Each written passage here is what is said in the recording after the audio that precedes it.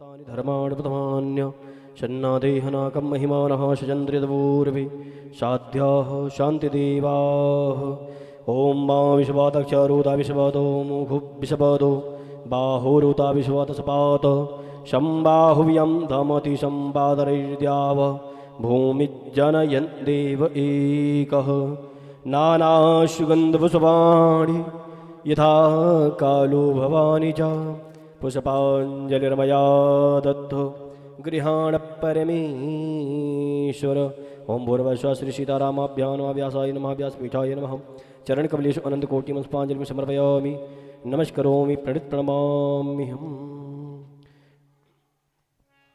बोले राघवेंद्र सरकार की जय, बोले रामलला सरकार की जय, बोले हनुमान जी महाराज की जय, शंकर भगवान की जय, श्री हनुमान जी महाराज की जय, सरयू मैया की जय, नागेश्वर नाथ की जय, आवाहित देवी देवताओं की स्थान देवता की जय, श्री व्यास जी महाराज की संत समाज की सत्य सनातन वैदिक धर्म की आज की आनंद की आज की आनंद की ओम नमः पार्वती पतये हर हर महादेव।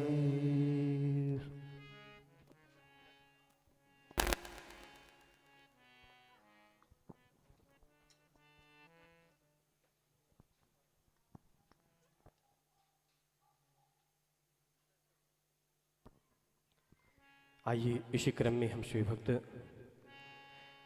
अपना अपना स्थान सुनिश्चित करें। भगवान की बड़ी असीम कृपा है और उन्हीं की कृपा के फलस्वरूप हम शिव भक्त यहाँ पे उपस्थित हैं।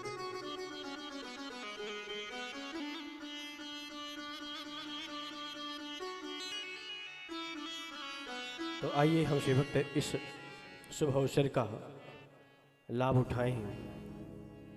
हमारे जीवन में तो जन्म से लेकर मृत्यु पर्यंत काम ही काम है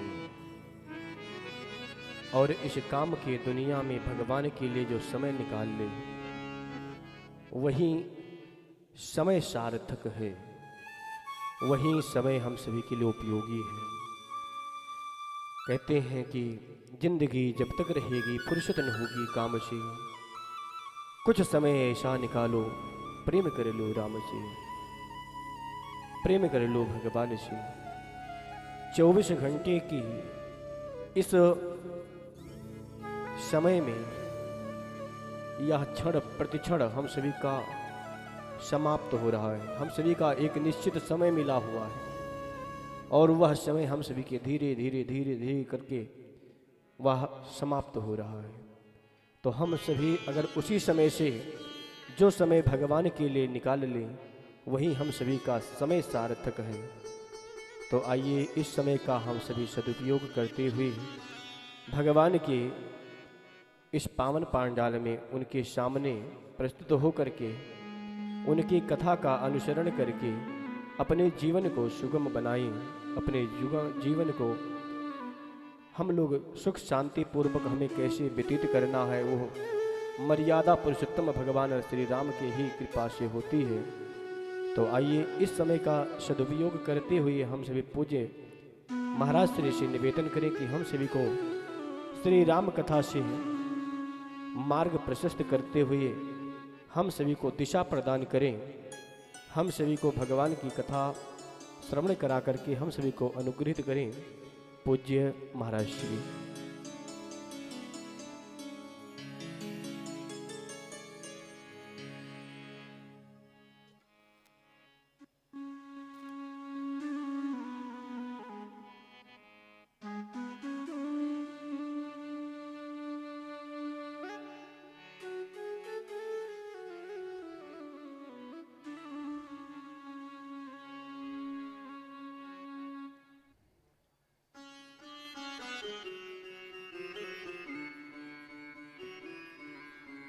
जय सिया राम।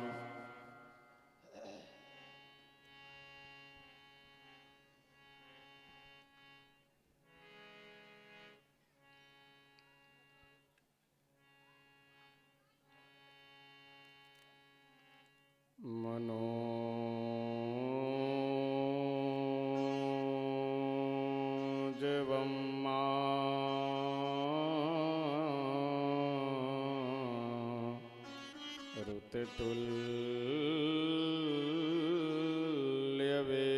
ऋतुतुल्यवेगम्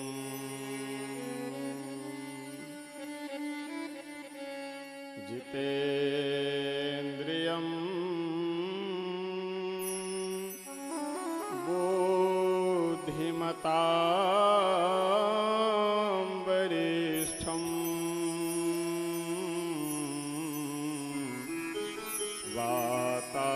वातात्मजं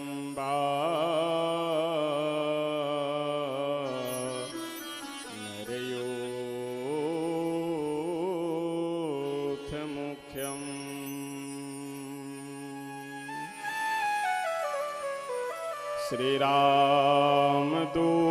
श्रीरामदूतं शरणं प्रपद्ये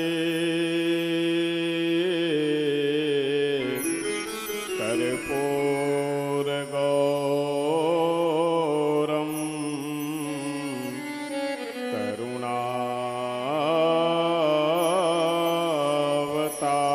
करुणावतारम्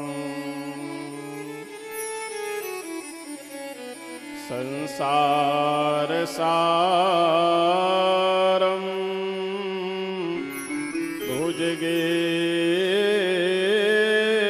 भुजगेन्द्रहारं सदा वसन्तं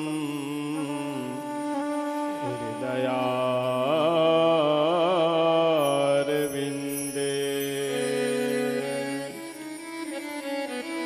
भवं भवानी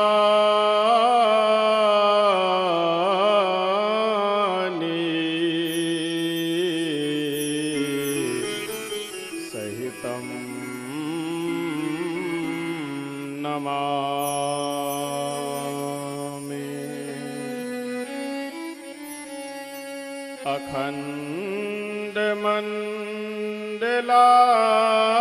अखण्डमण्डलाकारं व्याप्तं येन चराचरं तत्पदं दर्शितं येन तस्मै श्री गुरवे नमः।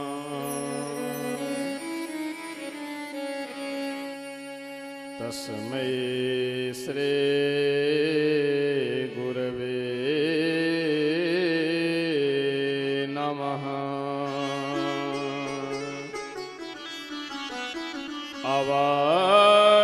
अवधधाम धामाधिपते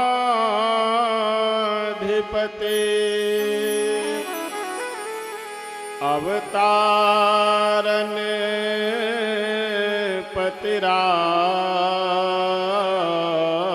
पतिराम सकल सिद्धिपति जान के दासन पति हनुमान।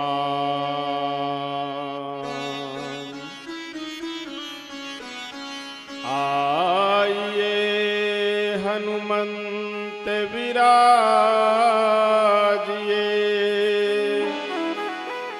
कथा करूं मत अनुसार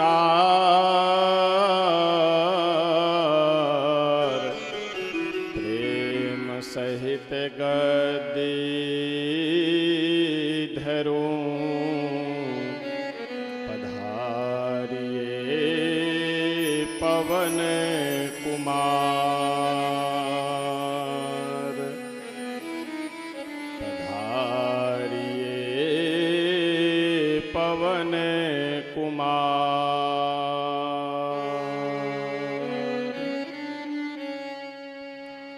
मंगल भवन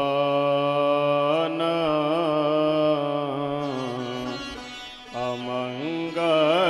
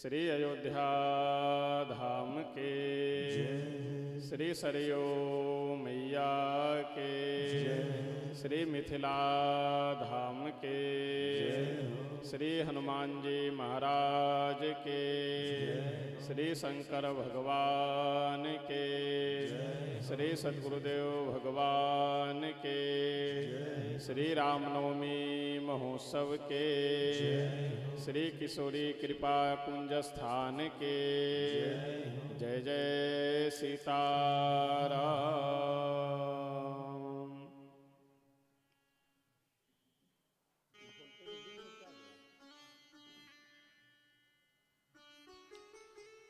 अखिल ब्रह्मांड नायक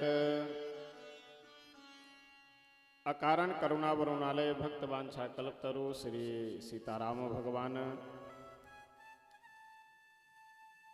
श्री राम कथा के परम रसिक श्री हनुमतलाल जी महाराज, परम पूज्य श्री सतगुरुदेव भगवान जी,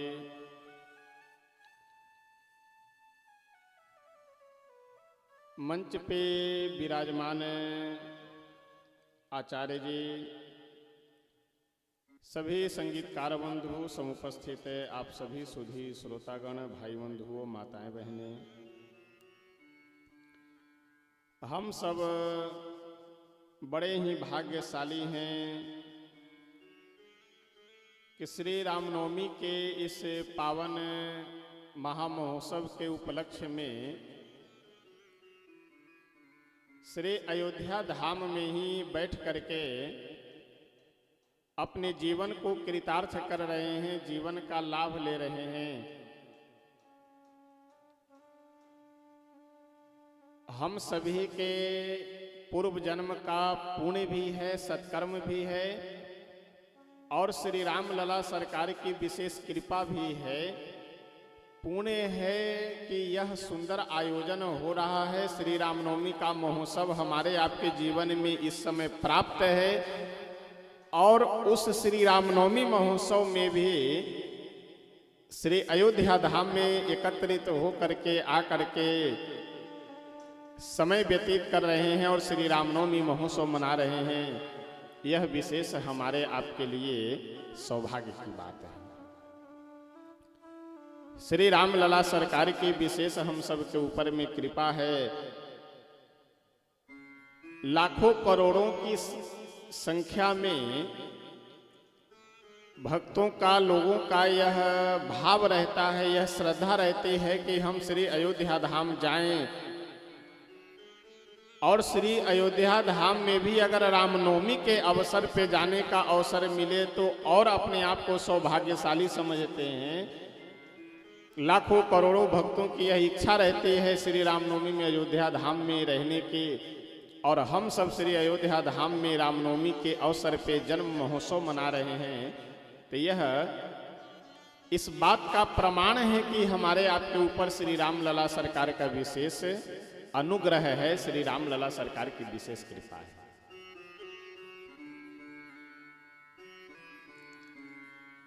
स्कंद पुराण में वर्णन आता है कि यह जो श्री अयोध्या शब्द है, इस अयोध्या शब्द में मुख्यतः 3 अक्षर है, अ, या और ध। तो अ ये ब्रह्मा जी का प्रतीक है और यह विष्णु जी का प्रतीक है और ध भगवान भूत भावन भोलेनाथ के प्रतीक है। यानी अयोध्या जो यह शब्द है, यह शब्द ही ब्रह्मा, विष्णु और महेश के प्रतीक हैं। यानी यह जो श्री अयोध्या धाम है, इन तीनों देवताओं का निवास स्थान है। अथवा अयोध्या का एक शाब्दिक अर्थ यह भी होता है न योध्या, यानी जहां युद्ध न हो, यानी जहां आने के बाद मन शांत हो जाए, मन निश्चल हो जाए, मन निर्मल हो जाए, वह है अयोध्या। दूसरा भाव यह है जिस पुरी में जाने के बाद, जैसे जितने भी इस पृथ्वी पे तीर्थ हैं, धाम हैं, उन सभी धामों में, सभी तीर्थों में 7 तीर्थ को पुरी की संज्ञा दी गई है। पुरी यानी सबसे श्रेष्ठ, उन सभी तीर्थों में, धामों में सबसे श्रेष्ठ है। उन 7 पुरियों में अयोध्यापुरी मस्तके, अयोध्या, मथुरा, माया, काशी, कांची, अवंतिका, पुरी, द्वारावती चैव सप्तैते मुख्य दायिका। ये जो 7 पुरियां हैं अयोध्या आदि, ये 7 पुरियां मुख्य दायिनी पुरी है। लेकिन उन 7 पुरियों में जो अयोध्यापुरी है, यह अयोध्यापुरी मस्तक है, भगवान का मस्तक है यह अयोध्यापुरी। यानी श्री अयोध्यापुरी में, अयोध्या धाम में आने के बाद जो भी मनुष्य आ जाता है, उसके जितने भी पाप अपराध हैं सब समाप्त हो जाते हैं। यानी स्कंद पुराण में लिखा हुआ है कि छोटे छोटे पाप, यानी छोटे छोटे पापों को इकट्ठा कर करके साथ में ले करके बड़े बड़े पाप भी जिस धाम में न रुक पाए, जिस धाम में न टिक पाए, यानी युद्ध न कर पाए, वह है अयोध्यापुरी।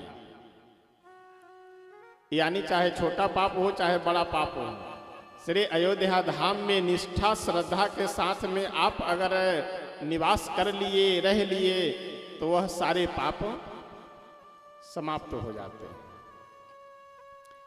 देखिए प्रसंग चल रहा है तो एक बात और निवेदन कर करके आगे बढ़ेंगे। इस संसार का नियम यह है कि भाग्य को कोई मिटा नहीं सकता है।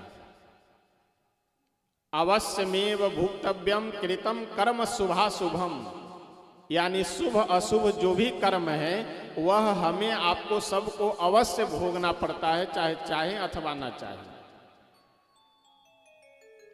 को न काहु सुख दुख कर दाता, निज कृत कर्म भोग सब भ्राता। अपने अपने कर्मों को प्रत्येक मनुष्य को, प्रत्येक जीव को भोगना पड़ता है। यानी भाग्य कोई भी मिटा नहीं सकते। एक हैं शंकर भगवान जो भाग्य को मिटा सकते हैं।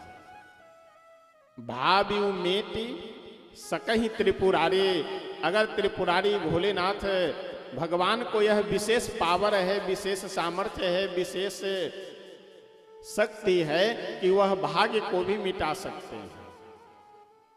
तो देखिए एक जगह पे कहा जा रहा है कि भाग्य को कोई मिटा नहीं सकता है, अवश्य भोगना है, और दूसरे जगह पे गोस्वामी बाबा कह रहे हैं कि शंकर भगवान भाग्य को भी मिटा देते हैं। अब क्या सही है क्या गलत है? तो इसका उत्तर यह है, जो अनजान में किया गया पाप है, अपराध है, उसे शंकर भगवान मिटा देते हैं। यानी जो कर्म अगर अनजान में हुआ है उसे शंकर भगवान मिटा देते हैं, और जो जान करके किया गया है वह अवश्य में भुक्तव्यम, उसे अवश्य भोगना पड़ता है। उसे न शंकर भगवान मिटाते हैं और कोई भी उसे मिटा नहीं सकते।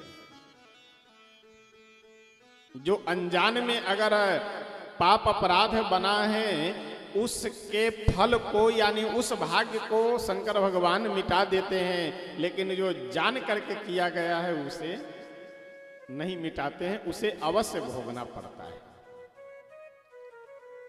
लेकिन स्कंद पुराण में लिखा हुआ है कि श्री अयोध्यापुरी में आने के बाद उसे न कोई समाप्त करते हैं, न कोई उसे हटाते हैं। यहाँ आने के बाद जितने भी पाप ताप संताप हैं, छोटे बड़े, वह सब अपने आप समाप्त हो जाते हैं। जैसे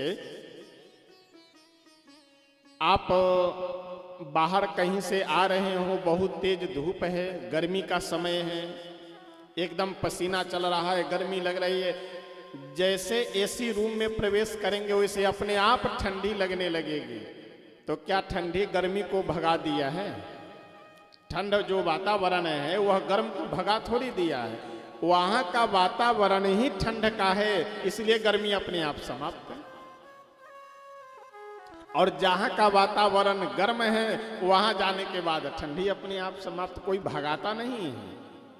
जहां जिसका वातावरण है, जिसका जहां माहौल है, वहां जाने के बाद उसके अलावे जितने भी हैं उन सब का अपने आप निराकरण हो जाता है।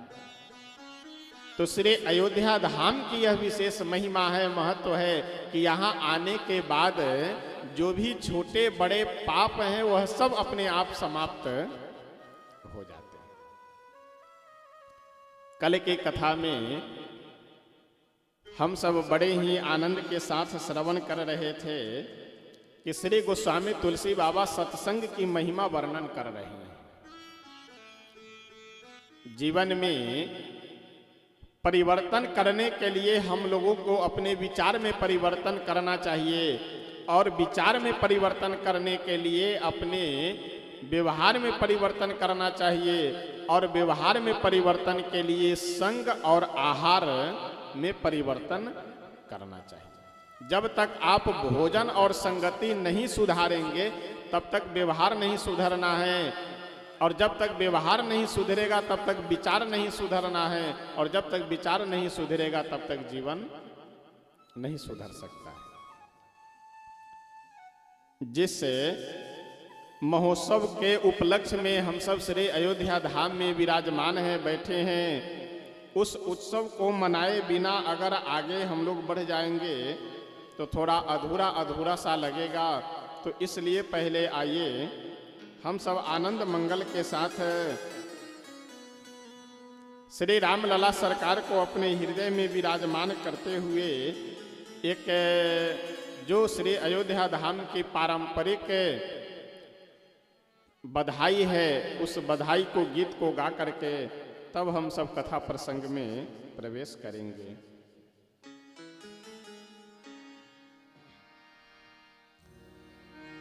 बाजत आनंद बधैया हो रामा अवध नगरिया।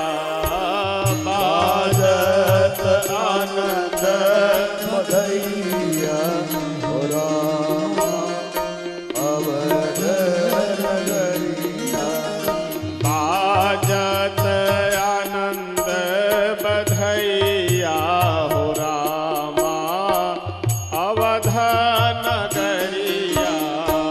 बाजत आनंद बधैया हो रामा अवध नगरिया। बाजत आनंद बधैया हो रामा अवध नगरिया। बाजत आनंद बधैया हो रामा अवध नगरिया।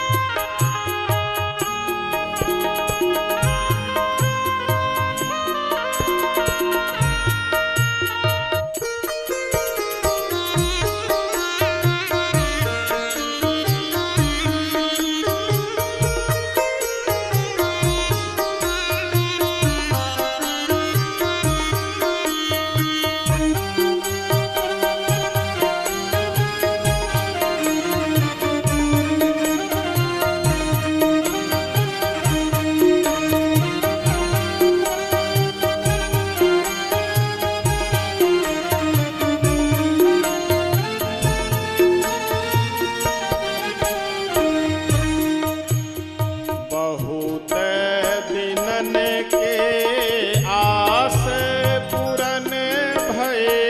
बहुत दिनन के आस पूरन बहुत दिनन के आस सबन की।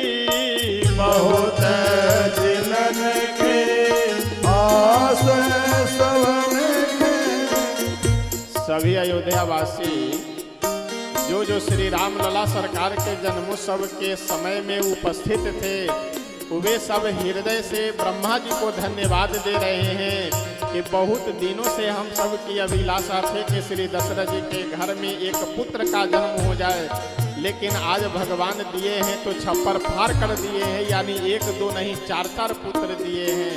तो बहुत दिनों की आस हम सबकी ब्रह्मा जी आज पूरा कर दिए। बहुत दिनन के आस सबन की, बहुत दिनन के आस सबन की, विधि ना आज पुरैया हो रामा अवध नगरिया, विधि ना आज पुरैया हो रामा अवध नगरिया, बाजत आनंद बधैया हो रामा अवध नगरिया, बाजत आनंद बधैया हो रामा अवध नगरिया।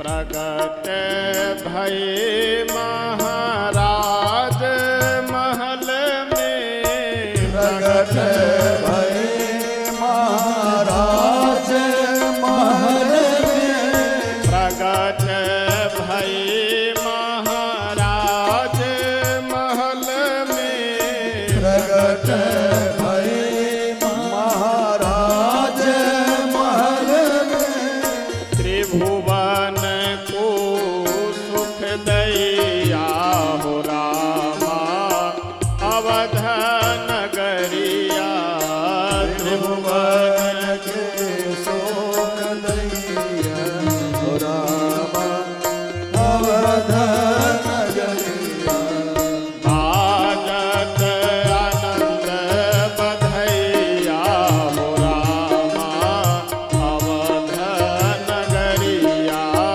बाजत आनंद बधैया हो रामा अवध नगरिया।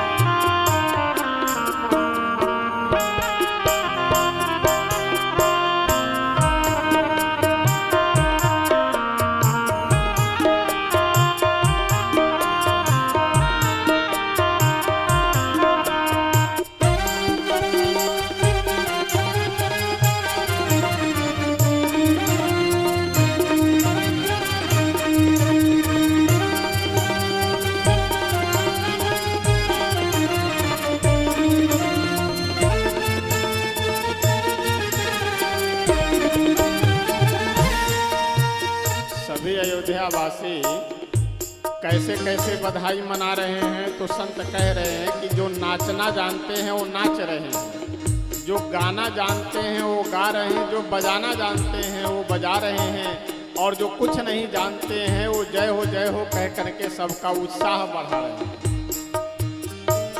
कोई नाचते कोई गावती हिले मिले, कोई नाचत कोई गावत हिले मिले, कोई नाचते कोई गावती हिले मिले, कोई नाचत कोई गावत हिले मिले, प्रमुदित लोग लुगैया रामा अवध नगरिया, प्रमोदित लोग लुगैया रामा अवध नगरिया, बाजत आनंद बधैया रामा अवध नगरिया,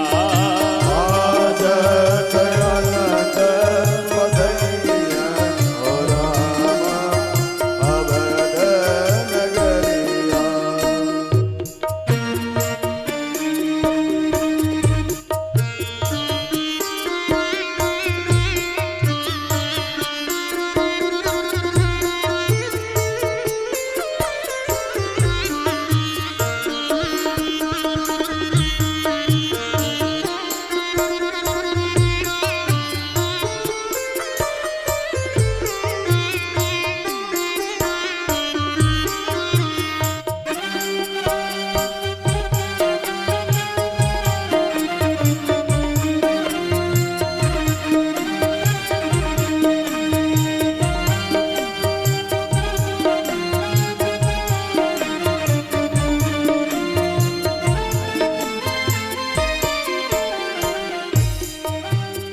सिया अलेखिए प्राण निछावर, सिया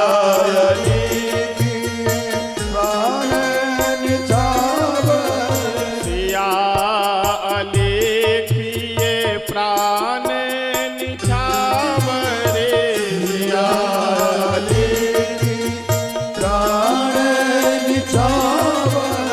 निरखत मुख रघुरैया रामा अवध नगरिया, निरखत मुख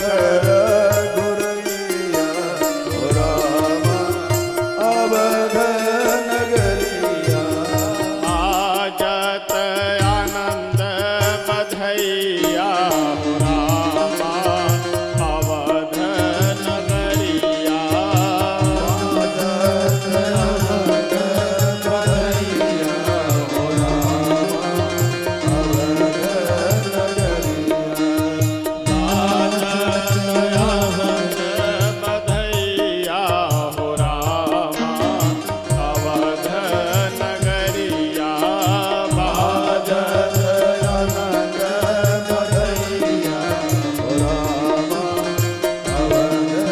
नगरिया, आजत आनंद बधैया रामा अवध नगरिया, आजत आनंद बधैया,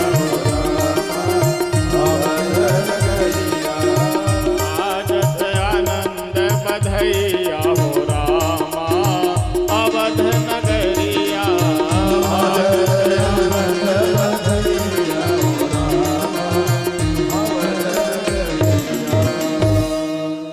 श्री रामलला सरकार के, श्री अयोध्या धाम के जय हो। देखिए,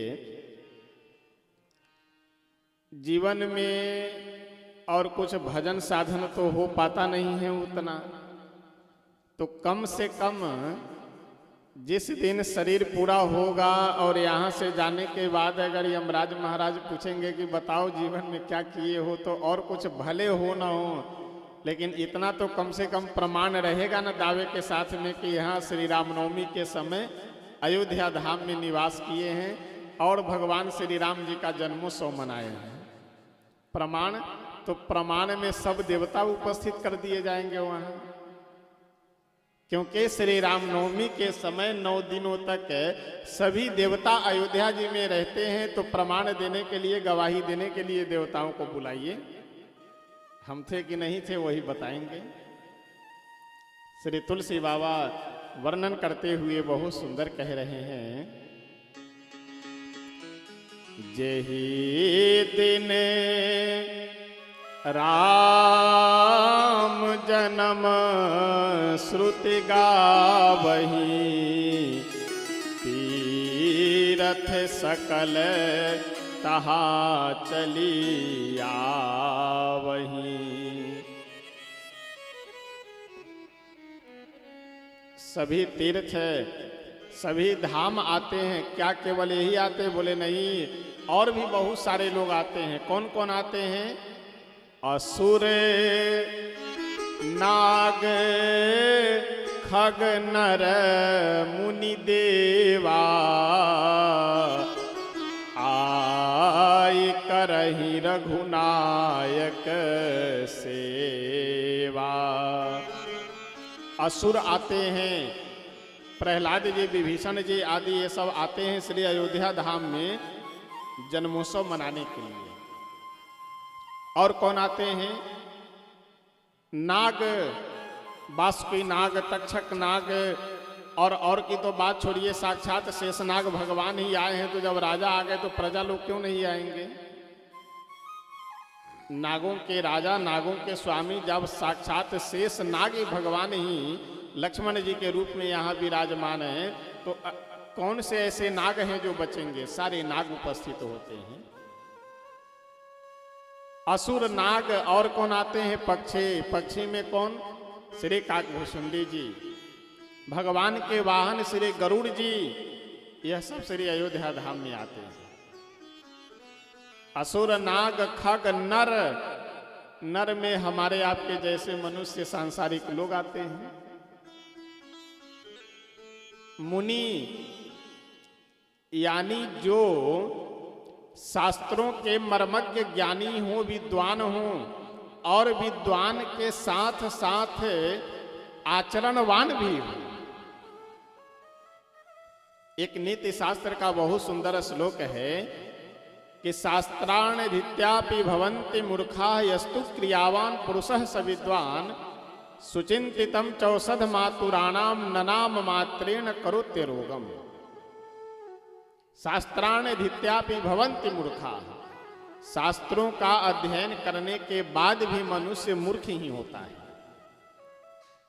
ये कोई बात है? अब खाने के बाद आदमी भूखा होता है, ये तो कोई प्रश्न नहीं है, कोई मतलब की बात नहीं। तो जो पढ़ लिया वो फिर मूर्ख कैसे कहा जाएगा, अज्ञानी कैसे कहा जाएगा? नीतिकार कहते हैं, पहले पूरी बात तो सुनो। शास्त्रों का अध्ययन करने के बाद भी मनुष्य मूर्ख ही रहता है, फिर विद्वान कौन है? तो नीतिकार कहते हैं, यस्तु क्रियावान पुरुषः स विद्वान। जो क्रियावान पुरुष है, यानी क्रिया जिसके आचरण में है, शास्त्रों का विषय, शास्त्रों का ज्ञान जिसके व्यवहार में है,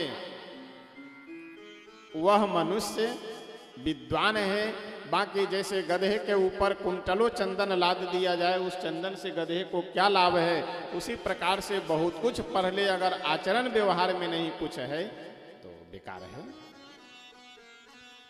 अच्छा, उदाहरण यहाँ पे नीतिकार बहुत सुंदर देते हैं, समझाते हुए कह रहे हैं कि देखो, जैसे कोई रोगी हो, बीमार हो, वह अपनी बीमारी का दवा खाए नहीं, केवल दवा का नाम ले, औषधि का केवल नाम रटे, तो केवल नाम रटने से उस रोगी का रोग दूर हो पाएगा? केवल दवा का नाम लेने मात्र से उससे बीमार व्यक्ति की जो बीमारी है वह बीमारी दूर हो पाएगी? तो जैसे दवा का नाम लेने मात्र से रोग नहीं दूर होता है, उसी प्रकार से बहुत अच्छी अच्छी बातें पढ़ लेने से कोई विद्वान नहीं होता है। विद्वान वही है जो पढ़े और पढ़ने के बाद फिर कढ़े, यानी व्यवहार में अपने धारण करे।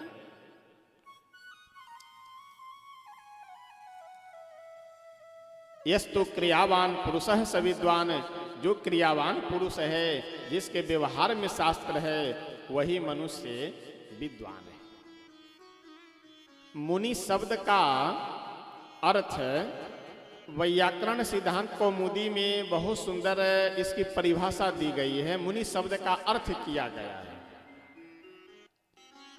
मंतारो वेद शास्त्रार्थ अवगंतारो मुनयः। मंतारो वेद शास्त्रार्थ यानी वेद शास्त्रों को जो मानने वाले हैं। मंतारो वेद शास्त्रार्थ अवगंतारो यानी जो वेद शास्त्रों को मानते हैं और वेद शास्त्रों को जानते हैं। मानते भी हैं और जानते भी हैं। जानना मतलब पढ़ना, ज्ञानी होना, और मानना मतलब अपने व्यवहार में धारण करना। जो वेद शास्त्रों के ज्ञान को पढ़े भी हैं और अपने व्यवहार में भी धारण किए हैं, उन्हें क्या कहते हैं? मुनि कहते हैं। लोग कहते हैं ना ऋषि मुनि। तो मुनि कौन है? जो वेद शास्त्रों को जानते हैं और मानते हैं, वह मुनि है। ऐसे ज्ञानी महापुरुष भी श्री अयोध्या धाम में आते हैं। किस लिए? श्री रामनवमी महोत्सव मनाने के लिए। हम सब किस खेत की मूली हैं? ये तो श्री हनुमान जी महाराज के बड़ी अहेतुकी कृपा है कि हम लोगों को यहाँ निवास करने का, रहने का अवसर दे रहे हैं। कम सौभाग्य की बात नहीं है यह। असुर नाग खग नर मुनि देवा और जितने भी स्वर्गादिक लोकों के देवता हैं, वे सभी देवता श्री अयोध्या धाम में आते हैं। किस लिए? श्री राम जन्म महोत्सव मनाने के लिए। अच्छा, गोस्वामी बाबा से किसी ने पूछा कि ठीक है ये सब आते तो हैं, यहाँ आ करके आखिर करते क्या हैं सब? श्री तुलसी बाबा कहते हैं दो काम करते हैं। पहला कार्य तो यह करते हैं कि जन्म महोत्सव रचहि सुजाना। ये जितने भी असुर नाग खग नर मुनि देवा सारे तीर्थ, ये जो भी यहाँ श्री अयोध्या धाम में आ रहे हैं, सभी क्या करते हैं? जन्म महोत्सव रचहि, यानी अपने अपने सामर्थ्य और भाव के अनुरूप श्री राम लला सरकार का जन्मोत्सव मनाते हैं। नाच कर, गा कर, लुटा कर। अच्छा, जन्मोत्सव मनाते हैं तो 24 घंटे जन्मोत्सव ही मनाते रहते हैं? नहीं, समय समय से भगवान का जन्मोत्सव मनाते हैं और फिर समय से करहि राम कल कीरति गाना, यानी भगवान के कथामृत का पान करते हैं। भगवान की कथा कहते और सुनते हैं। जो कथा हम सब यहाँ कह सुन रहे हैं, इसी कथा को देवता लोग भी वेश बदल बदल करके, असुर नाग खग नर मुनि, यह सब भी अलग अलग वेश बदल करके जगह जगह पे भगवान के कथा का गायन करते हैं और श्रवण करते हैं और श्री राम लला सरकार का जन्मोत्सव मनाते हैं। श्री तुलसी बाबा वर्णन करते हुए बहुत सुंदर सबकी वंदना कर रहे हैं। इससे अपनी भारतीय संस्कृति में कल हमने निवेदन किया था कि वर्तमान समय में लगभग 50,000 प्रकार के ग्रंथ उपलब्ध हैं, प्रिंटिंग में छपे हुए ग्रंथ। संतों का, विद्वानों का ऐसा भाव है, विद्वजनों का ऐसा कहना है कि उन सभी ग्रंथों में जो श्री रामचरित मानस है, यह अलौकिक और अद्भुत ग्रंथ है। क्या विशेषता है? तो श्री रामचरित मानस की सबसे बड़ी विशेषता यह है कि इसमें सबकी वंदना की गई है। भगवान की भी, देवताओं की भी, ऋषि मुनि महात्माओं के भी, नदियों के भी, जितने भी वन सागर नदी तालाब हैं, सबकी वंदना की गई है। भूत प्रेत पिशाच इन लोगों की भी वंदना की गई है। और इन सब को तो छोड़िए, यहाँ तक कि दुष्टों की भी वंदना की गई है, खलों की भी वंदना की गई है। खलों के, जेवकतरों के, बेईमानों के, सबके गोस्वामी तुलसी बाबा वंदना करते हैं। बहुरे बंदे खल गन सति भाई, बहुरे बंदे खल गन सति भाई, बहुरे बंदी खल गन सति भाई, बहुरे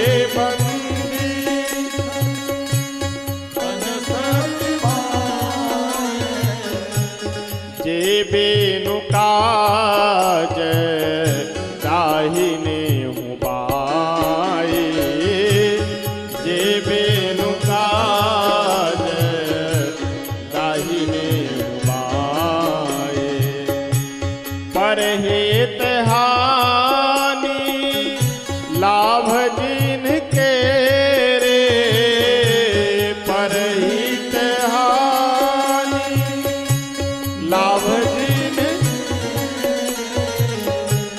उजरे हरस विषाद बसे रे, उजरे हरस विषाद बसे रे, बहुरे बंदे खल गन सति भाई, बहुरे बंदे खल गन सति भाई।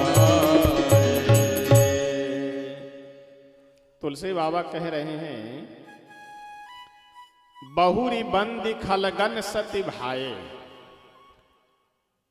अच्छा, इस चौपाई में आप जब ध्यान से देखेंगे पढ़ेंगे तो आपको समझ में आएगा कि जब दुष्टों के खलों के तुलसी बाबा वंदना कर रहे थे तो किसी ने आकर के पूछा कि बाबा आप साधु हो करके असाधुओं की वंदना कर रहे हैं, आप संत हो करके खलों की वंदना कर रहे हैं, तो हृदय से वंदना कर रहे हैं कि गले के ऊपर से वंदना कर रहे हैं?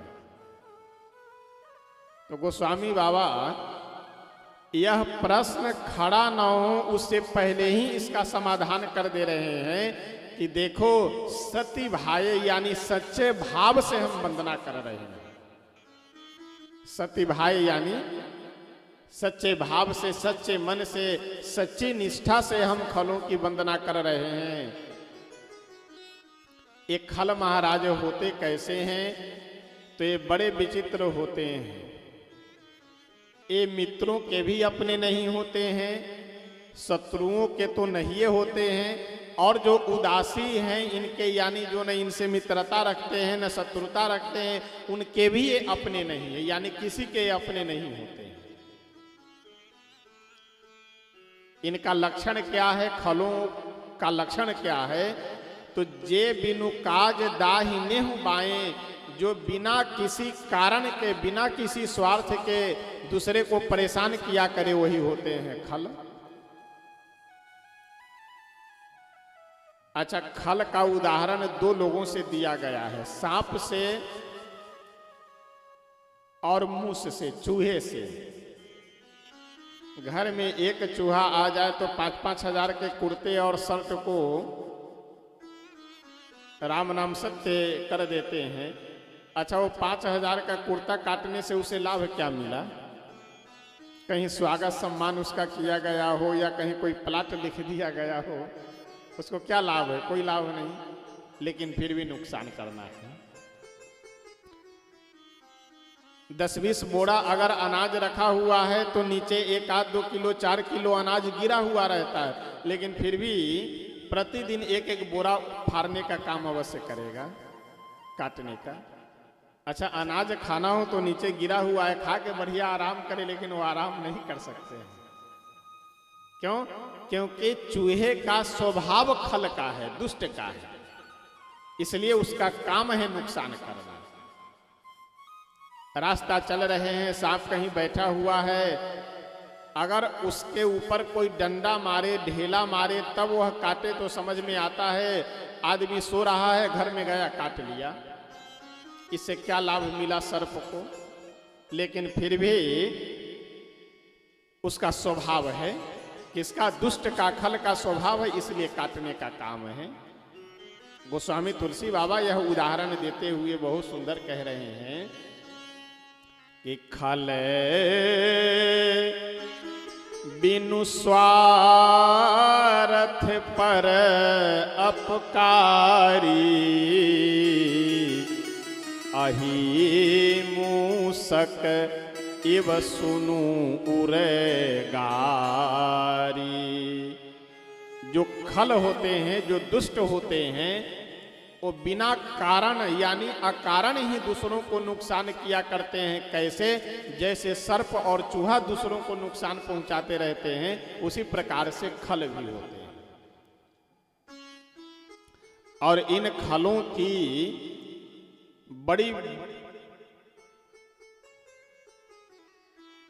पूरे एक दोहे में गोस्वामी तुलसी बाबा विशेषण बता बता करके विशेषता बता रहे हैं खलों की, कि खल किसे कहते हैं। आगे कह रहे हैं कि बहुरी बंदी खलगन सती भाए, जे बिनु काज दाहि नेहु बाए, परहित हानि लाभ जिन केरे, उजरे हरस विषाद बसेरे। यानी जो दूसरों को उजरने से खुश होते हैं और दूसरों के बसने से दुखी होते हैं, नाखुश होते हैं, वह भी खल ही है। अगर इस चौपाई की परिभाषा को लागू किया जाए तो हम सब लोग इसी कोटि में आ जाएंगे।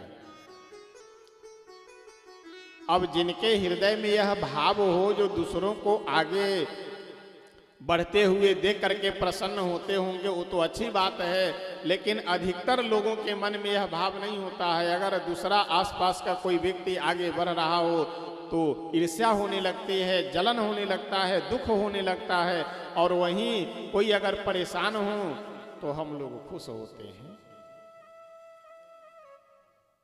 श्री गोस्वामी बाबा बड़ी ही सुंदर वाणी से सभी खलों की वंदना किए, और वंदना करने के बाद सबसे हाथ जोड़ करके प्रार्थना किए, वंदना किए, एक निवेदन किए कि ऐसा है, हम भले ही आपकी वंदना कर रहे हैं, लेकिन आप मेरे पास नहीं आइएगा, आप जहां है वहीं सुरक्षित आप रहिए और हमें भी सुरक्षित रहने दीजिए।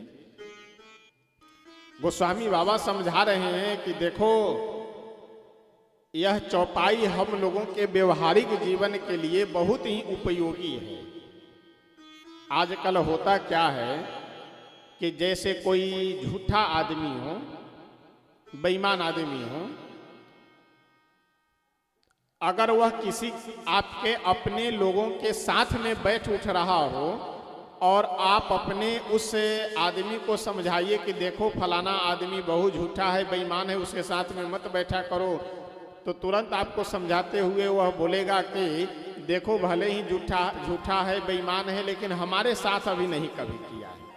कई बार लोग कहते हैं ना कि भले वो गलत है लेकिन हमारे साथ कभी गलत व्यवहार नहीं किया है, इसलिए जब हमारे साथ नहीं कर रहा है तो हम क्यों छोड़े, हमारे साथ अगर करता तो हम छोड़ते।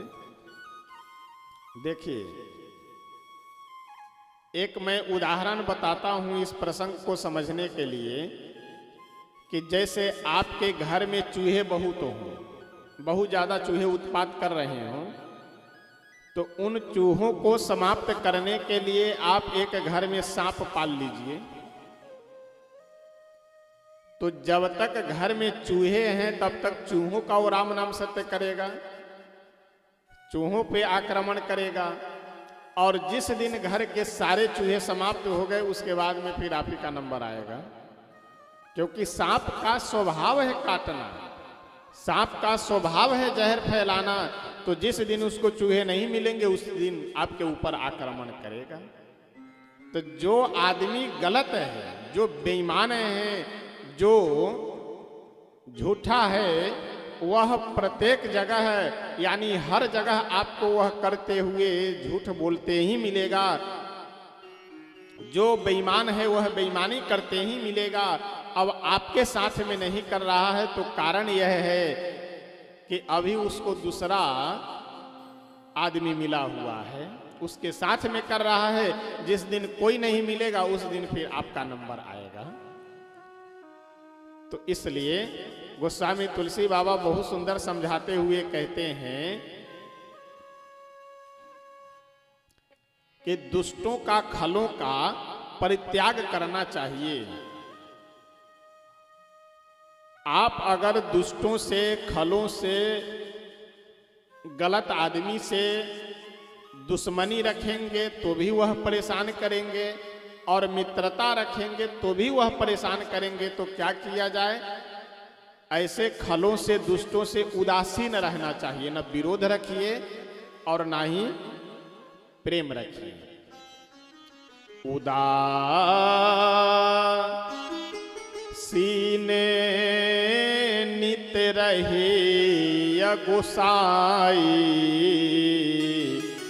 खले परिहरिया स्वान की नाई। जैसे अगर कुत्ते को आप रोटी खिलाएंगे तो वह तुरंत आपके शरीर पे कूदने लगेगा, आपके शरीर को चाटने लगेगा।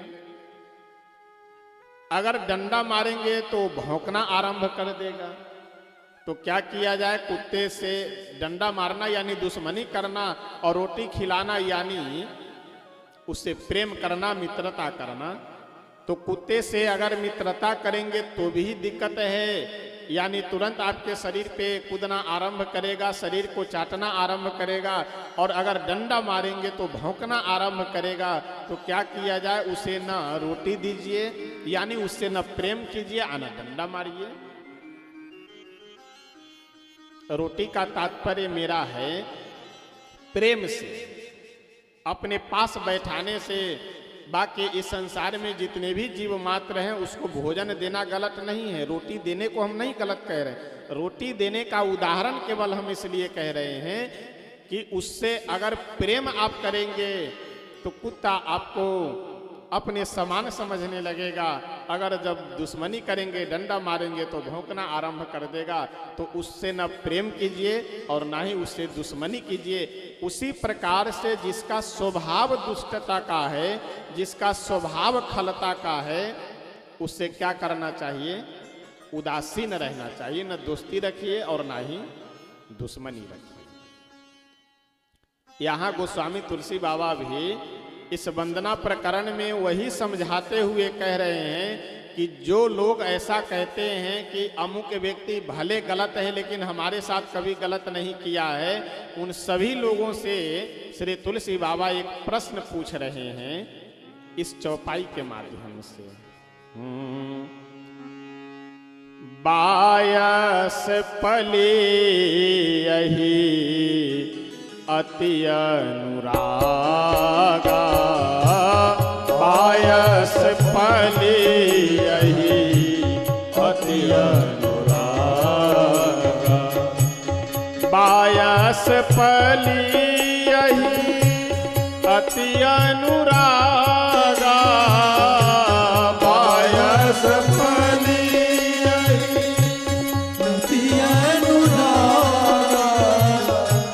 होहे निरामिष कबहु बिकागा, होहे निरामिष कबहु बिकागा, बायस पले यही अति अनुरागा, बायस पले यही अति अनुरागा।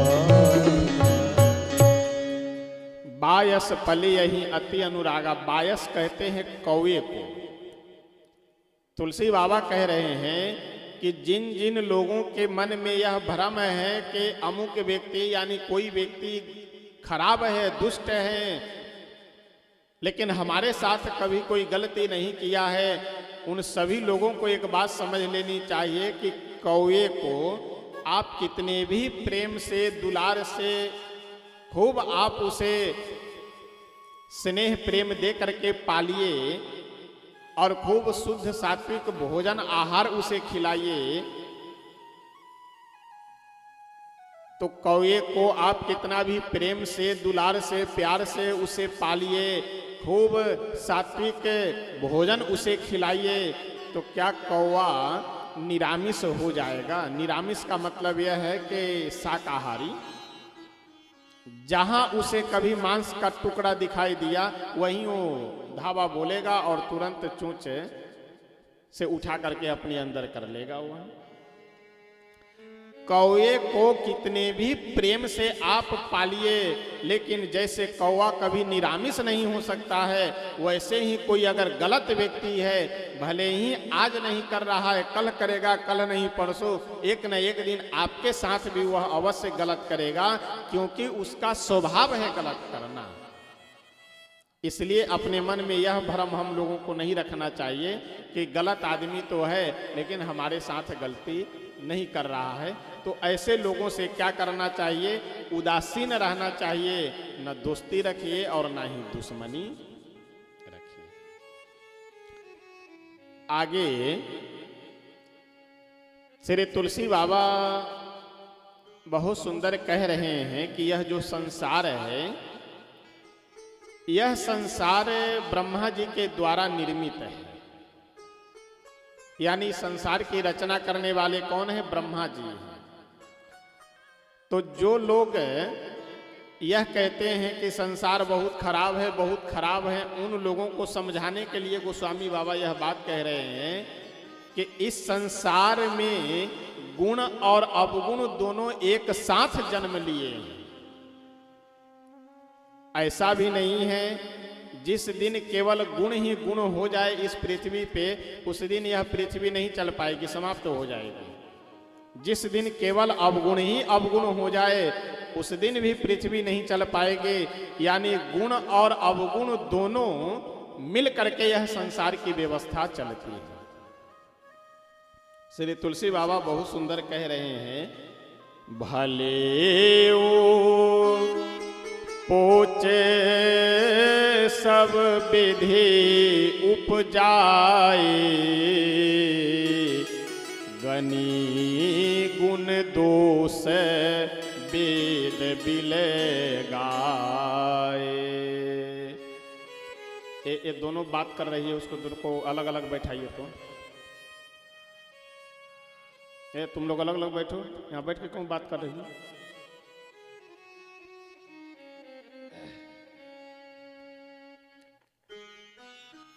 भले उपोच सब विधि उपजाए, गनि गुण दोष वेद बिलगाए। यानी इस संसार में अच्छा और बुरा ये दोनों एक साथ ब्रह्मा जी बनाए। क्या क्या एक साथ बनाए? तो वर्णन करते हुए तुलसी बाबा कह रहे हैं, सुख दुख, यानी ब्रह्मा जी जब सुख बनाए तो साथ में दुख भी बनाए।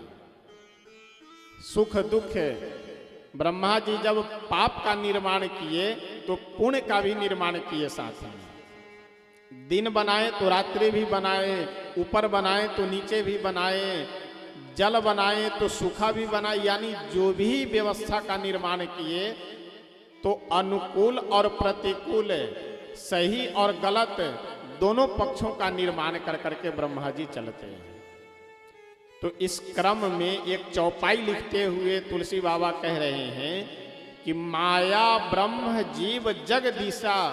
यानी ब्रह्मा जी माया बनाए तो जगदीश भी बनाए, ब्रह्म को भी बनाए, जीवात्मा को बनाए तो परमात्मा को भी बनाए।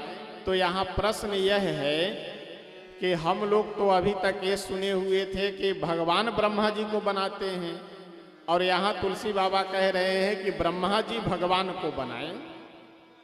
यहाँ इस दोहे में तुलसी बाबा वही कह रहे हैं ना कि विधि प्रपंच गुण अवगुण साना।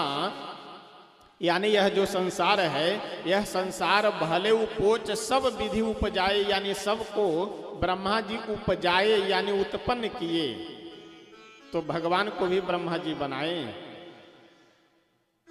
अभी तक तो हम लोग यही पढ़े हैं, यही सुने हैं कि ब्रह्मा जी के नाभि, भगवान के नाभि से ब्रह्मा जी का जन्म हुआ है।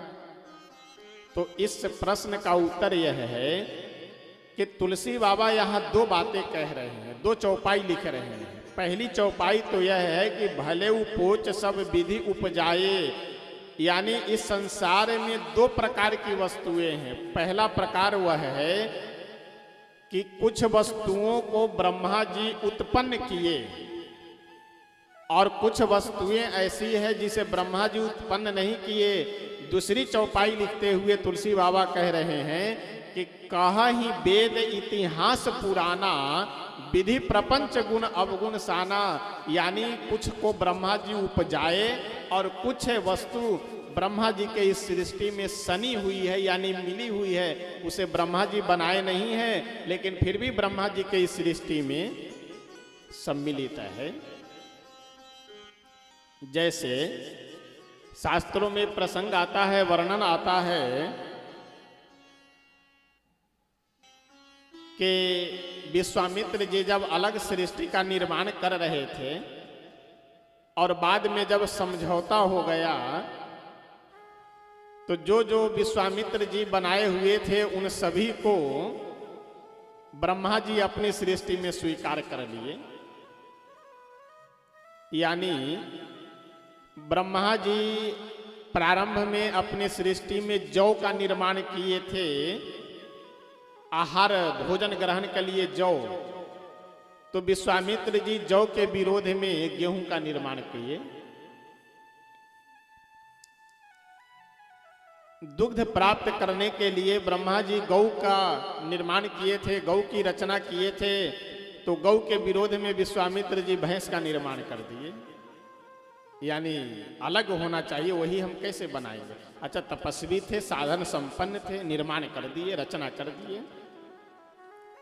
बाद में जब समझौता हो गया तो विश्वामित्र जी बोले कि हम जिन जिन का निर्माण किए हैं वे सब क्या होंगे। तो ब्रह्मा जी बोले कि क्या होंगे, उन सबको हम स्वीकार कर ले रहे हैं अपनी सृष्टि में। तो वो सब भी स्वीकृत हो गए।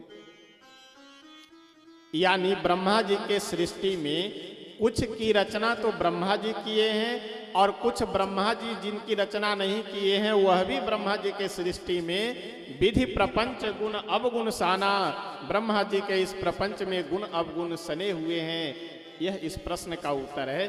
तो ब्रह्म को, भगवान को ब्रह्मा जी बनाए नहीं हैं, ब्रह्मा जी की सृष्टि में ब्रह्म भगवान सने हुए हैं। आगे श्री तुलसी बाबा बहुत सुंदर वंदना करते हुए एक साथ संसार में जितने भी जीव मात्र हैं सबकी वंदना कर रहे हैं। सिया राम मैं सब जग जानी, करऊं प्रणाम जोरी जुग पानी। सिया राम मैं सब जग जानी, करऊं प्रणाम जोरी जुग पानी। यानी इस पूरे संसार को हम श्री सीताराम में समझ करके और सबको एक साथ प्रणाम कर रहे हैं। उपनिषद का एक बड़ा ही सुंदर मंत्र है कि ईशावास्यमिदं सर्वम यत् किंच जगत्याम जगत। यानी यह संसार में जितने भी सजीव अथवा निर्जीव वस्तु मात्र हैं उन सभी में प्रभु का वास है, ब्रह्म का वास है। उसी भाव को यहाँ अपने हृदय में विराजमान करते हुए श्री तुलसी बाबा कह रहे हैं कि सिया राम मैं सब जग जानी, करऊं प्रणाम जोरी जुग पानी। इस संसार में हम सबको भगवत में, श्री सीताराम में समझ करके सबकी वंदना कर रहे हैं, सबको प्रणाम कर रहे हैं। आइए एक भजन, एक दो पंक्ति हम सब गा करके तब फिर आगे बढ़ेंगे कि इस संसार में कोई ऐसी वस्तु नहीं है कि जहां प्रभु विराजमान नहीं है और कोई ऐसे जीव नहीं है, चाहे वह मनुष्य, कुत्ता, बिल्ली, बंदर कोई भी हो, जिसके अंदर प्रभु नहीं है, भगवान नहीं है। और इसीलिए हम हमेशा, चाहे व्यवहारिक जीवन में हो अथवा कथाओं का मंच हो, व्यासपीठ हो, व्यासपीठ से भी और स्वाभाविक जीवन में भी यह कहते हैं कि जहां भी अवसर मिले आशीर्वाद लेने का तो अवश्य आशीर्वाद लेना चाहिए। किसी अन्य भाव के कारण, यानी चाहे जाति का अभिमान हो, पद का अभिमान हो या और कोई अभिमान न हो, तो वैसे ही अनिच्छा की भावना, यानी अरे छोड़ो क्या मतलब, ऐसे चुकना नहीं चाहिए। कहीं पर भी अगर अपने से बड़े बुजुर्ग हैं, कोई संत महात्मा हैं, गुरुजन हैं, देवस्थान हैं, वहाँ अवश्य मस्तक झुका करके तब आगे बढ़ना चाहिए।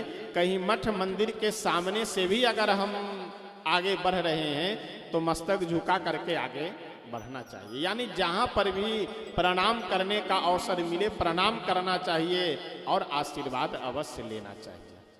क्या समझ करके कि सब में भगवान हैं, तो हम इनके अंदर जो भगवान है उन्हीं को प्रणाम कर रहे हैं।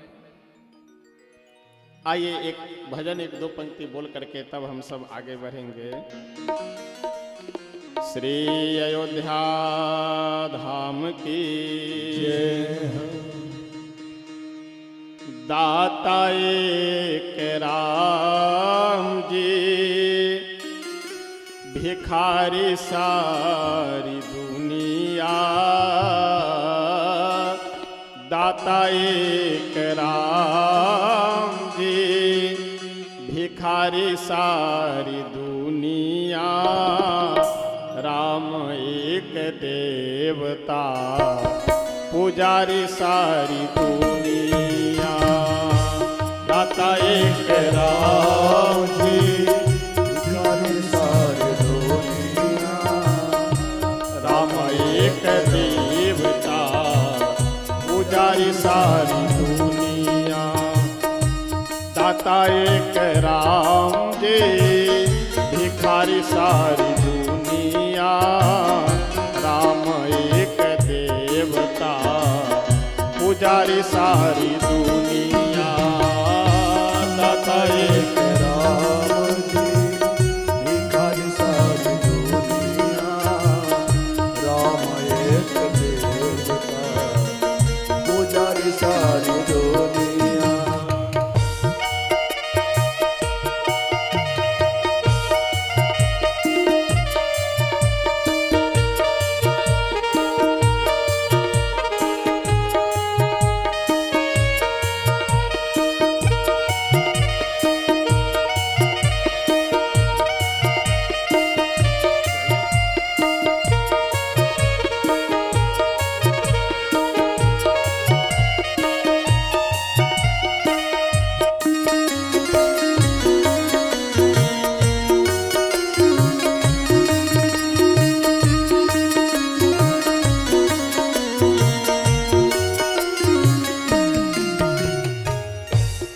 देखिए, जैसे व्यवहारिक जीवन में कई लोग यह कहते हैं ना कि अगर कोई रिश्तेदार, कोई आदमी, अगर मित्र उसका दुखी है तो जब तक वह आ करके नहीं बताएगा तब तक कोई हाथ बटाने नहीं जाना चाहते। लोग कहते हैं ना कि हमसे बोला ही नहीं तो हम काहे के लिए जाए। उसी प्रकार से भगवान भी, जब तक हम भगवान के पास में नहीं जाएंगे, भगवान के लिए आगे नहीं बढ़ेंगे, तब तक भगवान हमारी ओर नहीं बढ़ते हैं। सबसे पहले तो हमें ही बढ़ना पड़ेगा, हमें निवेदन करना पड़ेगा, उसके बाद फिर भगवान हमें संभालेंगे। द्वारे पे उसके जाके कोई भी पुकारता। द्वारे पे उसके जाके कोई भी पुकारता। द्वारे पे उसके जाके कोई भी पुकारता। द्वारे पे उसके जाके कोई भी पुकारता। परम कृपा से अपने भव से उबारता। परम कृपा से अपने भव से उबारता। ऐसे दीनानाथ के बलिहारी सारी दुनिया। ऐसे दीनानाथ के बलिहारी सारी दुनिया। राम एक देवता, पुजारी सारी दुनिया। राम एक देवता, पुजारी सारी दुनिया। ओ दाता सारी दुनिया, राम एक देवता पुजारी सारी दुनिया, राम एक देवता पुजारी सारी दुनिया।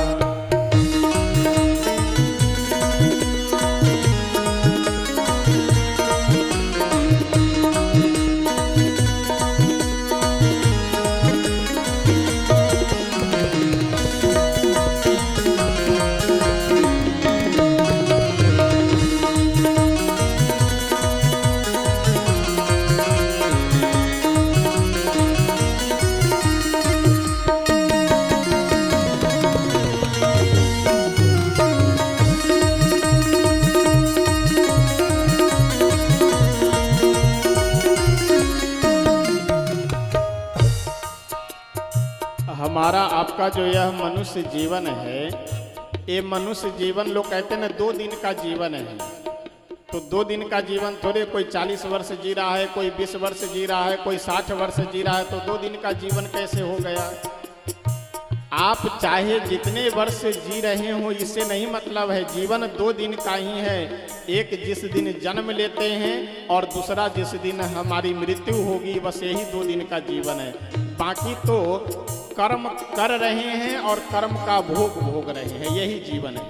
वही संत अपनी इस भजन की पंक्ति में कह रहे हैं, 2 दिन का जीवन प्राणी कर ले विचार, तो 2 दिन का जीवन प्राणी कर ले विचार, तो 2 दिन का जीवन प्राणी कर ले विचार, तो 2 दिन का जीवन प्राणी कर ले विचार, तो प्यारे प्रभु को अपने मन में निहार, तो प्यारे प्रभु को अपने मन में निहार, ओ प्यारे प्रभु को अपने मन में निहार, तो प्यारे प्रभु को अपने मन में निहार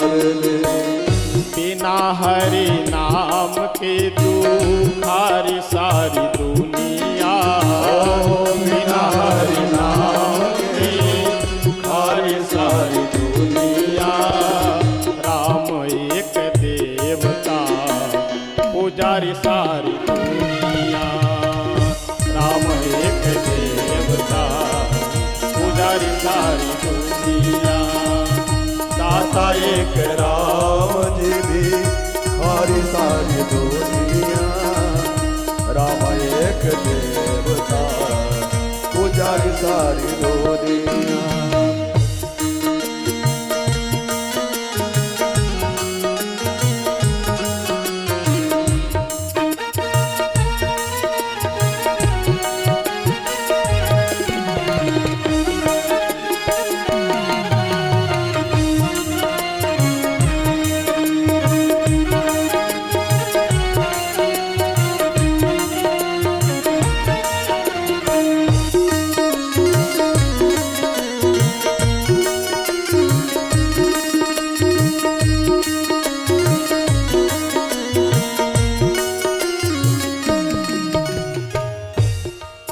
कल की कथा में एक बात हम आप सबसे निवेदन कर रहे थे कि बिना भगवान का नाम जपे अथवा बिना कर्म किए हुए केवल आशीर्वाद से सब कुछ नहीं हो सकता है। जैसे गाड़ी अगर गड्ढे में फंस गई हो तो धक्का लगाया जाता है केवल गड्ढे से निकालने के लिए। अगर धक्के लगा करके गाड़ी को अगर 2-4 किलोमीटर ले जाना हो तो संभव नहीं है। उसी प्रकार से आशीर्वाद क्या है? आशीर्वाद धक्का देने के समान है। तो केवल आशीर्वाद से सब कुछ नहीं हो सकता है। बिना कर्म किए हुए संसार में जो आप चाह रहे हैं वह पूरा नहीं हो पाएगा। कर्म करना पड़ेगा, भगवान का नाम स्मरण करना पड़ेगा। नाम का प्रकाश जब तो अंदर जगाएगा, नाम का प्रकाश जब तो अंदर जगाएगा, नाम का प्रकाश प्रकाश जब तू अंदर जगाएगा, नाम का प्रकाश जब तू अंदर जगाएगा, प्यारे श्री राम का तो दर्शन पाएगा, प्यारे श्री राम का तो दर्शन पाएगा। ज्योति से है जिसकी उजाली सारी दुनिया, ज्योति से है जिसकी उजाली सारी दुनिया, राम एक देवता पुजारी सारी दुनिया, राम एक देवता पुजारी सारी दुनिया, राम एक देवता पुजारी सारी दुनिया।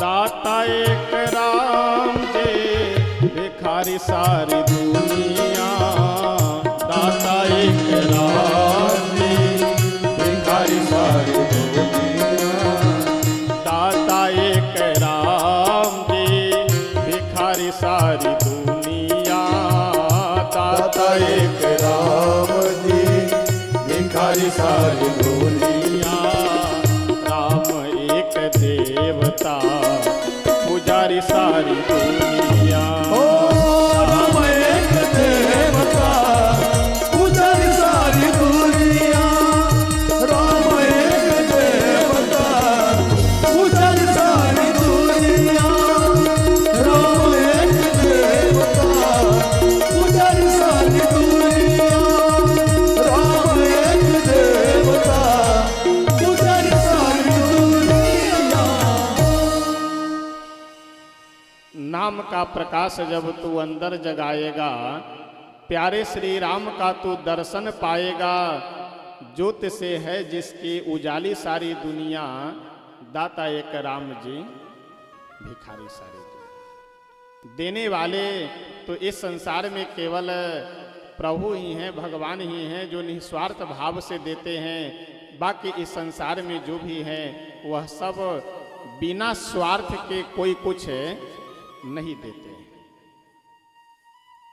इसलिए गोस्वामी तुलसी बाबा बहुत सुंदर एक पंक्ति लिखते हुए भी कहते हैं कि सुर नर मुनि सब के यह रीति, स्वार्थ लागी करहि सब प्रीति। इस संसार का यह नियम है कि बिना स्वार्थ के, बिना किसी कारण के इस संसार में कोई किसी का हित नहीं करता है। बिना कारण के निस्वार्थ भाव से अगर हित करने वाले कोई हैं तो वह केवल भगवान है, प्रभु है। आगे श्री तुलसी बाबा बहुत सुंदर खलों के, दुष्टों के, सबकी वंदना करने के बाद श्री राम कथा की महिमा वर्णन करने जा रहे हैं। श्री राम कथा का महत्व वर्णन करते हुए बहुत सुंदर कह रहे हैं कि इस संसार में सांसारिक जीवों का कल्याण करने के लिए ही भगवान इस संसार में आकर के लीला करते हैं। जैसे अगर श्री अयोध्या धाम में अवतार लेकर के श्री रामावतार की लीला नहीं किए हुए होते तो हम लोग यहाँ किस लिए उपस्थित होते? लीला किए, उस चरित्र को, उस कथा को श्रवण करने के लिए हम सब यहाँ उपस्थित हैं। श्री गोस्वामी बाबा बहुत सुंदर वर्णन करते हुए कह रहे हैं कि इस संसार में सांसारिक जीवों का सहजता से, सरलता से कल्याण हो सके, इसीलिए भगवान आकर के लीला करते हैं। और भगवान इस संसार में आकर के चरित्र करते हैं। बहुत सुंदर वर्णन करते हुए श्री तुलसी बाबा कह रहे हैं, मंगल करनी कलिमल हरनी तुलसी कथा रघुनाथ की।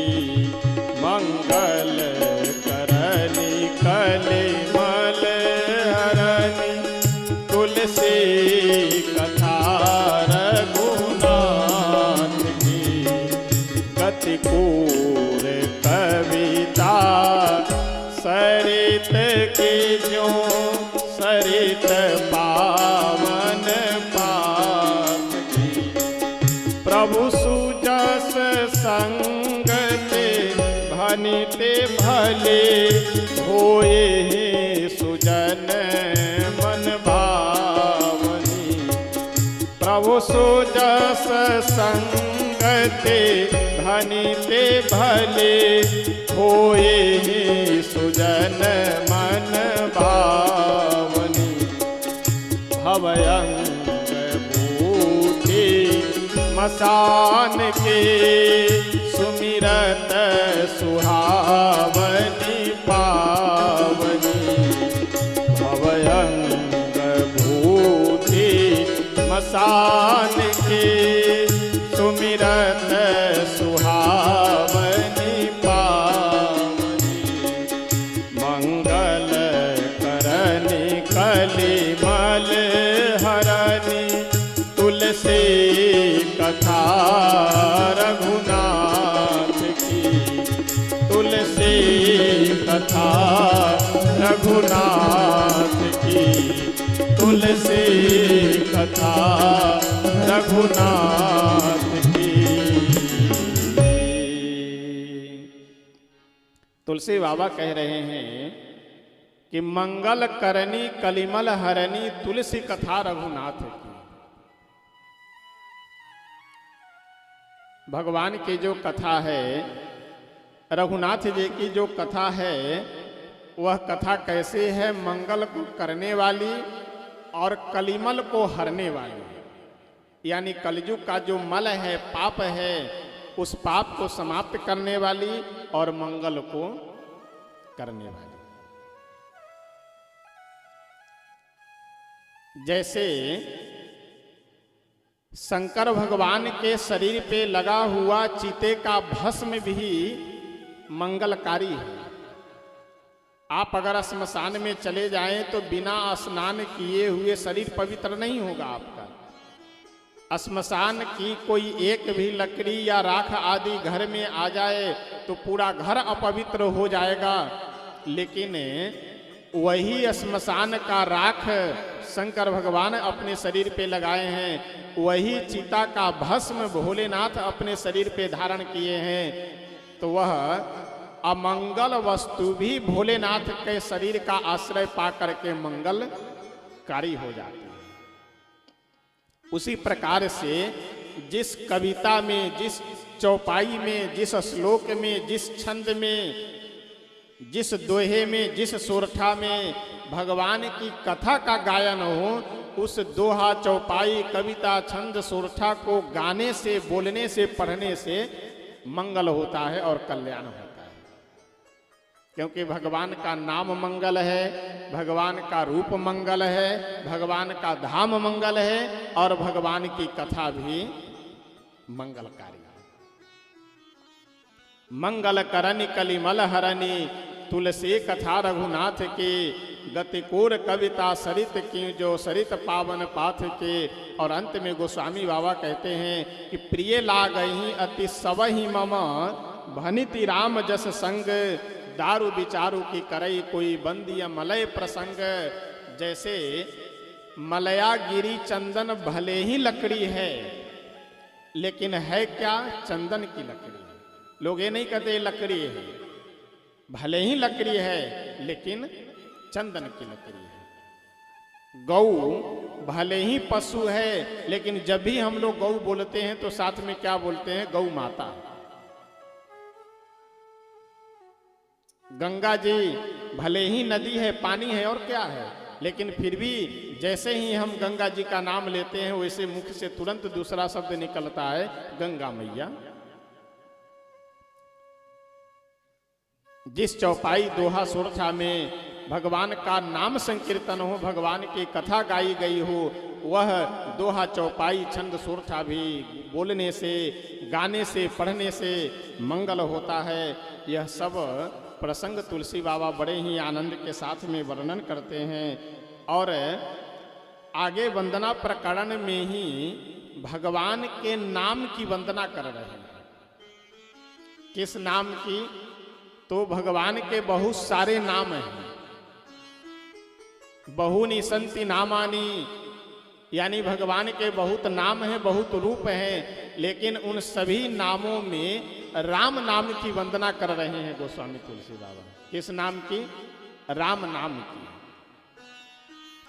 बंदो नाम राम रघुबर को, हेतु कृषानु भानु हिम कर को।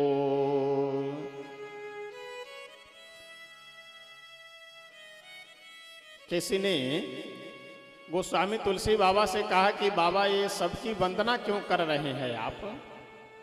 तुलसी बाबा बोले कि ऐसा है, सबके आशीर्वाद से हमारा यह कार्य सफल हो जाए, यानी जो ग्रंथ हम लिखने जा रहे हैं यह ग्रंथ निर्विघ्नता पूर्वक संपन्न हो जाए, इसी के लिए हम सबकी वंदना कर रहे हैं। जो कार्य अपने प्रयास से, कर्म से सफल न हो पा रहा हो, उसके लिए हम लोगों को आशीर्वाद की आवश्यकता होती है। और गोस्वामी बाबा सबसे आशीर्वाद लेने के लिए सबकी वंदना कर रहे हैं और बहुत सुंदर राम नाम की वंदना करने जा रहे हैं कि हम भगवान के राम नाम की वंदना कर रहे हैं। 3 उदाहरण दे रहे हैं। र में 3 अक्षर है, र, आ और म। तीनों अक्षरों को 3 देवताओं से उपमित कर करके गोस्वामी तुलसी बाबा समझा रहे हैं। कृषानु, कृषानु कहते हैं अग्नि को। भानु, भानु कहते हैं सूर्य को। और हिमकर, हिमकर कहते हैं चंद्रमा को। अग्नि, सूर्य और चंद्रमा, राम में जो 3 अक्षर है, र, आ, म, इन तीनों अक्षरों को अग्नि, सूर्य और चंद्रमा से उपमित कर रहे हैं, यानी चंद्रमा के द्वारा विशेषण दे रहे हैं।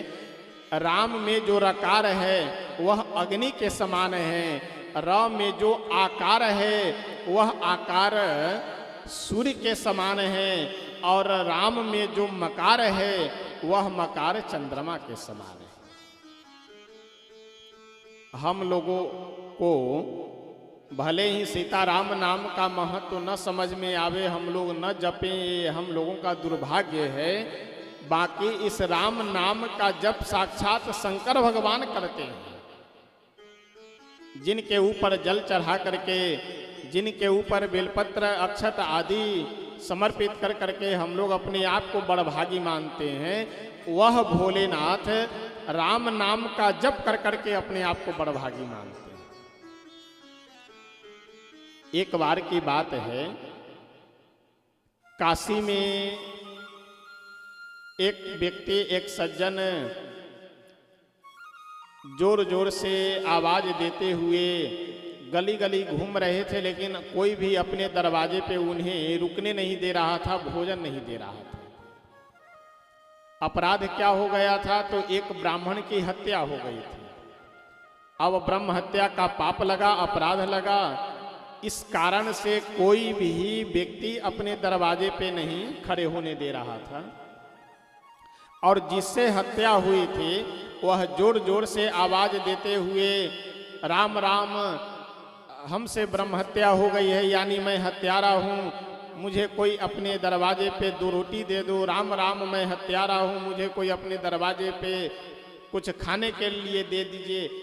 यह बोलते हुए वह गलियों में घूम रहे थे। कहाँ की बात है? काशी की बात है, बनारस की बात है।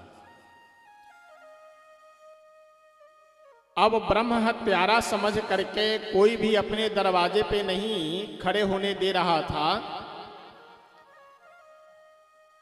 श्री गोस्वामी तुलसीदास जी महाराज के आश्रम में उनकी कुटिया पे वह जा करके आवाज दिया कि राम राम, मैं हत्यारा हूं, मुझे कुछ खाने के लिए दे दीजिए। श्री गोस्वामी तुलसीदास जी महाराज बुलाए और बुला करके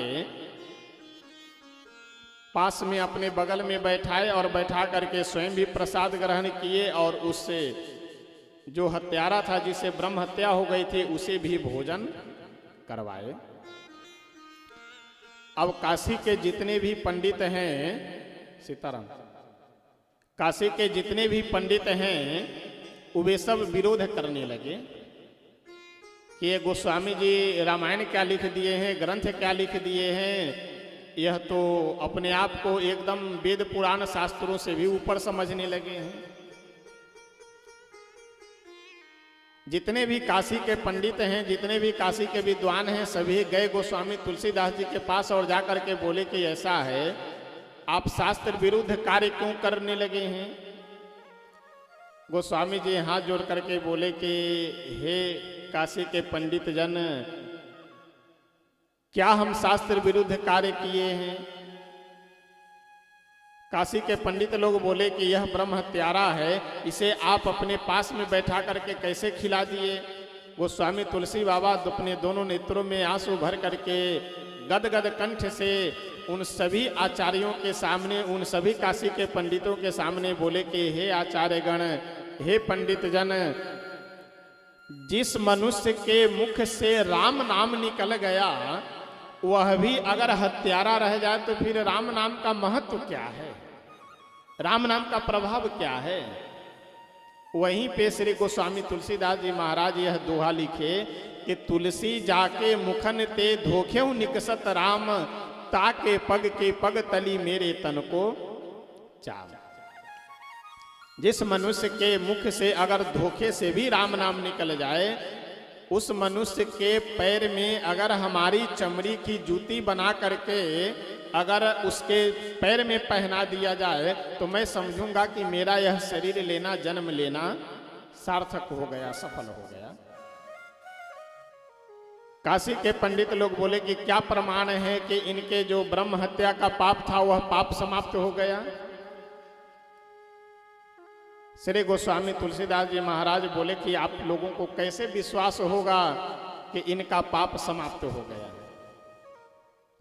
काशी के पंडित लोग बोले कि श्री विश्वनाथ भगवान के जो सेवक हैं नंदी जी महाराज, अगर नंदीश्वर भगवान इस मनुष्य के हाथ से कुछ ग्रहण कर लिए यानी खा लिए तो हम समझ लेंगे कि इनके जो ब्रह्म हत्या का पाप था इनका वह समाप्त हो गया। श्री गोस्वामी तुलसीदास जी महाराज सभी को लेकर के गए। कहाँ पे? जहाँ अभी विश्वनाथ भगवान के पास में नंदी जी महाराज हैं, उन्हीं नंदी जी के पास लेकर के गए सभी पंडितों को, और जो जिसे ब्रह्म हत्या हो गया था उसे भी, और जा करके साष्टांग लेट करके श्री नंदीश्वर भगवान को प्रणाम किए तुलसी बाबा, और बोले कि हे नंदी जी महाराज, हे नंदीश्वर भगवान, आज राम नाम के प्रभाव, राम नाम की महिमा, राम नाम का महत्व आप ही के ऊपर निर्भर है। अगर इस मनुष्य का, इस व्यक्ति का, इस भक्त का अगर ब्रह्म हत्या का अपराध समाप्त हो गया है तो इनके हाथ से जो यह दुग्ध दिया जा रहा है उसे आप ग्रहण कर लीजिए। और जिससे ब्रह्म हत्या हुई थी वह अपने हाथ में पात्र में जब दुग्ध लेकर के नंदीश्वर भगवान के पास पहुंचा तो नंदीश्वर भगवान सशरीर होकर के उस दुग्ध को ग्रहण कर लिए। अब काशी के जितने भी पंडित हैं, जितने भी विद्वान थे, सब मस्तक झुका करके बड़े लज्जित हुए और गोस्वामी जी को प्रणाम कर करके वहां से चले गए। पूरे संसार में यह विख्यात हो गया कि राम नाम के प्रभाव से ब्रह्म हत्या जैसा अपराध भी समाप्त हो जाता है। यानी जो अपराध, जो पाप महापाप माना गया है, यानी बिना भोगे हुए नहीं समाप्त होगा। राम नाम अगर विश्वास पूर्वक हम लोग सीताराम नाम का जप करें तो वह महापाप भी समाप्त हो जाएगा। इसलिए श्री गोस्वामी तुलसी बाबा बहुत सुंदर वर्णन करते हुए कह रहे हैं, बंदौ नाम राम रघुबर को, हेतु कृषानु भानु हिम कर को। राम नाम की महिमा वर्णन कर रहे हैं। यानी राम नाम का जप हम लोगों को भी अवश्य करनी चाहिए। यानी संसार में जितने भी साधन हैं, जितने भी मंत्र आदि हैं, उन सभी साधनों में नियम है। उन सभी मंत्रों को जप करने की विधि है। एक राम नाम ही भगवान का ऐसा नाम है कि चाहे सोते हुए, बैठते हुए, उठते हुए, जगते हुए, किसी भी प्रकार से अगर मुख से सीताराम निकल जाए तो उससे कल्याण ही होता है, उससे लाभ ही होता है। आइए एक भजन, एक दो पंक्ति बोल करके तब हम सब आगे बढ़ेंगे कि भगवान का नाम लिए बिना अगर हम आप चाह रहे हैं कि इस संसार में हमारा कल्याण हो जाए तो यह संभव नहीं है। भगवान का नाम तो संकीर्तन करना ही पड़ेगा। जितने भी आप व्रत कीजिए, जितनी तीर्थ यात्राएं कीजिए, चाहे जो कुछ कीजिए, सब करने के बाद में भगवान का नाम जप करना पड़ेगा। और भगवान का जब तक नाम जप नहीं करेंगे तब तक कल्याण संभव नहीं है। इसलिए आप जो तीर्थ यात्रा, जो व्रत, नियम, संयम, पूजा पाठ कर रहे हैं, सब कुछ कीजिए।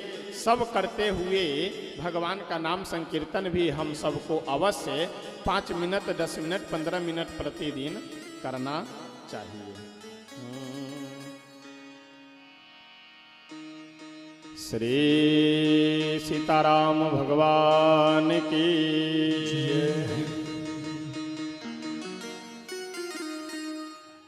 राम कहने से तर जाएगा,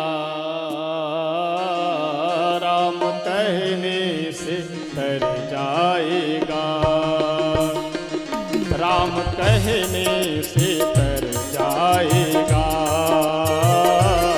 राम कहने से तर जाएगा,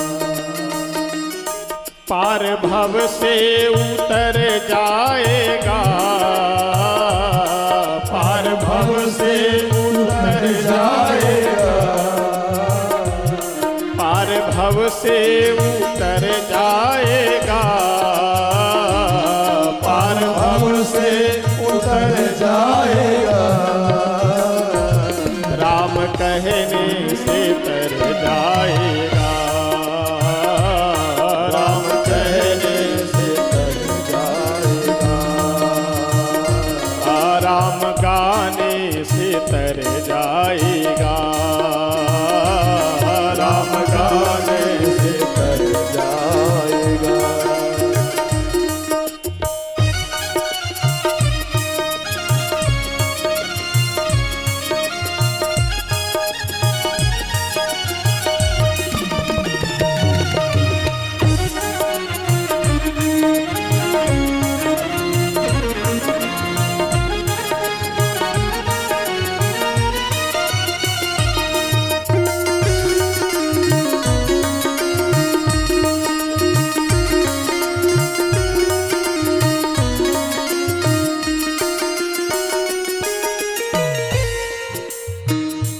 कई जन्म गधा, ऊंट, बिल्ली, बंदर बनने के बाद तब यह मनुष्य शरीर मिला है हम लोगों को। तो यह जो मनुष्य शरीर मिला है भगवान की कृपा से, तो इस मनुष्य शरीर का लाभ लेना चाहिए। लाभ क्या है? तो भगवान का नाम संकीर्तन करना ही इस मनुष्य जीवन का लाभ है। यानी अपने गृह कार्य को करते हुए, अपने व्यवहारिक कार्यों को करते हुए भगवान का नाम भी हम लोगों को अवश्य जप करना चाहिए। बड़ी मुश्किल से नर तन मिला, बड़ी मुश्किल से नर तन मिला,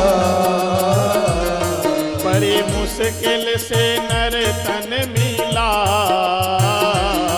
बड़ी मुश्किल से नर तन मिला, क्या पता फिर किधर जाएगा,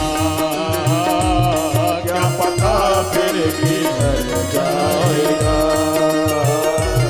क्या पता फिर किधर जाएगा,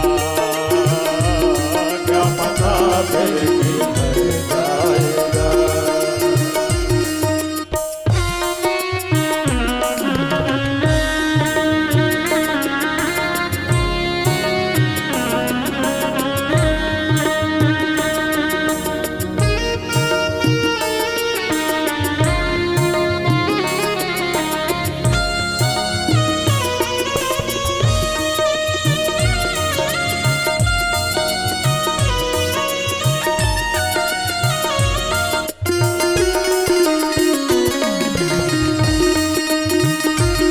राम कहने से पर जाएगा, होगे घर घर में चर्चा तेरे, होगी घर घर में चर्चा तेरे, होगे घर घर में चर्चा तेरे, होगी घर घर में चर्चा तेरे, इस गली से गुजर जाएगा, जिस गली से गुजर जाएगा, राम कहने से तर जाएगा, राम कहने से तर जाएगा।